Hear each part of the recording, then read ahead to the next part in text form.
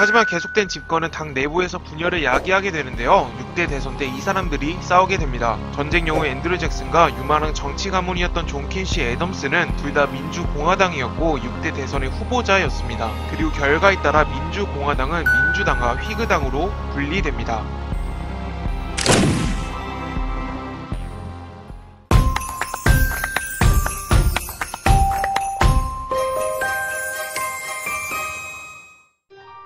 연방당의 핵심 인물이었던 존 애덤스의 아들 존 퀸시 애덤스는 1803년 연방당의 상원 의원이 되는데요. 그는 연방당임에도 민주공화당과 투표를 하거나 국익을 위해서라면 민주공화당을 지지하기도 했습니다. 이런 글을 민주공화당 내각에서는 외교관으로 임명하는 등 중요한 요직에 애덤스를 사용하는 면모를 보입니다. 1809년 러시아 공사에 임명되었고 이후 영국 대사와 국무부 장관에 임명되는 등 꽤 중용되었는데요. 연방당이긴 하나 건국의 아버지 중 하나인 존 애덤스의 아들이었고 유력한 가문의 능력까지 인정받은 존 퀸시 애덤스는 민주공화당으로 당적을 바꾸고 대선에 나가게 됩니다.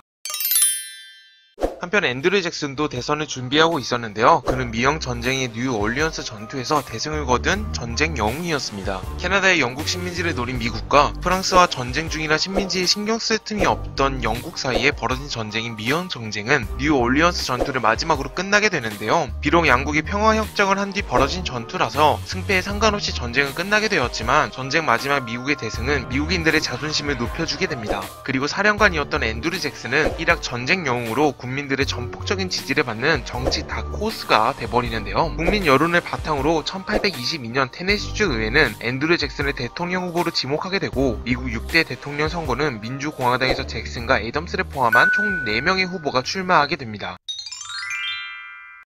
대선 결과는 놀라웠습니다. 잭슨이 99표, 애덤스가 84표, 크로포드가 41표, 클레이가 37표를 얻어 아무도 과반을 넘지 못한 것이죠. 미국 수정헌법 12조에 따르면 과반을 넘지 못할 경우 대통령에 당선될 수 없고 최다수 득표자들 중에서 다시 비밀투표로 선거를 해야 하는데요. 잭슨과 애덤스 중에서 대통령을 선출되는 상황에서 4위인 클레이가 갑자기 애덤스 지지를 선언하게 되고 결국 6대 대통령은 존 퀸시 애덤스가 당선됩니다. 갑작스러운 클레이 지지 선언은 큰 여파를 몰고 왔고 클레이는 애덤스의 내각에서 국무부 장관으로 임명되어 한 축을 이루게 되는데요. 선거에서 애덤스를 지지하는 조건으로 내각을 구성할 때 중용되어질 것을 약속한 것이죠. 이것을 한 앤드류 잭슨과 그 지지자들은 크게 반발하게 됩니다. 앤드류 잭슨은 애덤스와 클레이가 부패했다고 고발했고 모종의 거래가 있었다면 규탄했는데요. 민주공화당 내부에서도 애덤스파와 앤드류 잭슨파로 파벌이 갈리게 되고 결국 잭슨의 파벌이 민주공화당에서 탈당하게 되면서 민주당을 창당하게 됩니다.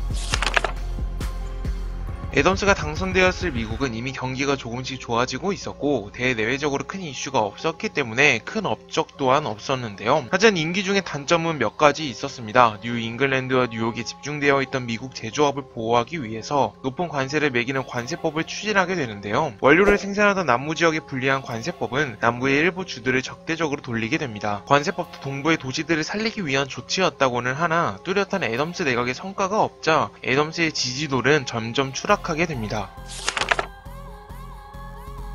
드디어 잭슨에게도 기회가 왔습니다. 애덤스가 당선된 지 4년이 지나고 1828년 7대 대통령 선거가 시작된 것입니다. 재임을 노리던 애덤스는 잭슨을 당나귀라면서 멍청한 사람이라고 노골적인 비하를 했으나 잭슨은 오히려 당나귀의 명칭을 좋아했다고 하는데요. 이는 훗날 민주당의 상징이 됩니다. 여튼 잭슨은 민주주의가 귀족주의에 의해 없어진다며 6대 대통령 선거에 부정함으로 애덤스를 공격했습니다. 하지만 애덤스는 이런 선전에 적극적인 방어를 취하지 않았고 애덤스의 지지자들은 오히려 잭슨의 사생활을 들먹이면서 공격을 했는데요. 하지만 이미 전쟁 영웅 잭슨의 이기에는 역부족이었고 결국 잭슨이 7대 대통령으로 당선되게 됩니다.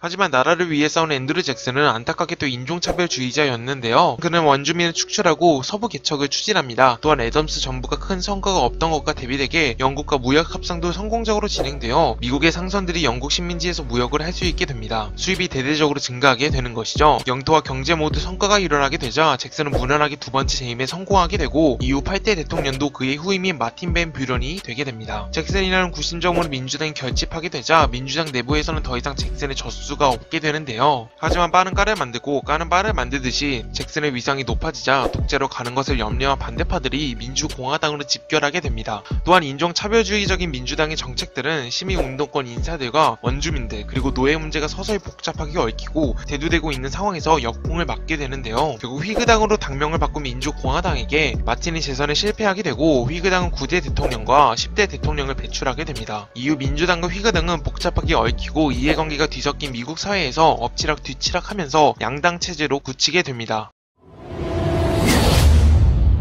백인 우월주의에 있던 민주당과 노예제도의 찬성과 반대에서 어느 하나 선택하지 못한 휘그당은 서로 문제들을 완벽하게 해결하지 못하고 결국 미국 내부에 골마있던 염증들이 서서히 터지기 시작합니다. 시민운동과 노예 문제 그리고 원주민 문제와 남부 귀족의 존재 등 복잡하게 얽히고 설킨 이해관계들은 이제 서로 이해하지 못하고 점점 파국으로 치닫고 있었습니다.